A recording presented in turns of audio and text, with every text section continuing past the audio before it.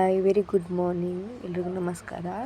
ಇದು ನನ್ನದೊಂದು long video ಆಗಿರುತ್ತೆ. ನಾನು ಡೈಲಿ ಅಂದರೆ ಸಂಡೇ ಮನೇಲಿ ಮಾಡ್ತೀನಿ ಅನ್ನೋದು ಈ ವಿಡಿಯೋದಲ್ಲಿರುತ್ತೆ. ಬೆಳಿಗ್ಗೆ ಸ್ವಲ್ಪ ಲೇಟಾಗಿ ಎದ್ದೆ ಇವತ್ತು, ಯಾಕಂದ್ರೆ ಸಂಡೇ ಅಲ್ವಾ, ಕೆಲಸ ಏನಿರುವುದಿಲ್ಲ ಅಂತ.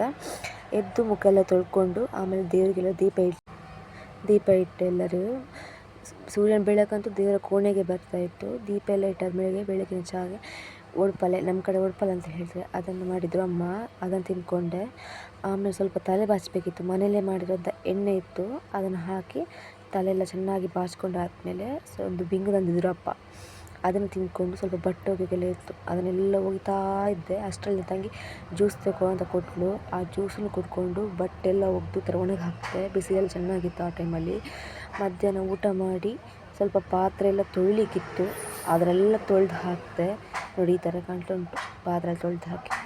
ಆಮೇಲೆ ಸ್ವಲ್ಪ ಮ್ಯಾಗಿ ಮಾಡಿದರು, ಮ್ಯಾಗಿ ತಿಂದೆ. ಐಸ್ ಕ್ಯೂಬಲ್ಲಿ ಮುಖನ ಚೆನ್ನಾಗಿ ರಬ್ ಮಾಡಿಕೊಂಡೆ. ಆಮೇಲೆ ನೈಟು ರೊಟ್ಟಿ ಮತ್ತು ಕೋಳಿ ಸಾಂಬಾರು ಮಾಡಿದರು, ಅದನ್ನ ತಿಂದು. ಇವತ್ತಿನ ಬ್ಲಾಗ್ ಇಷ್ಟೇ.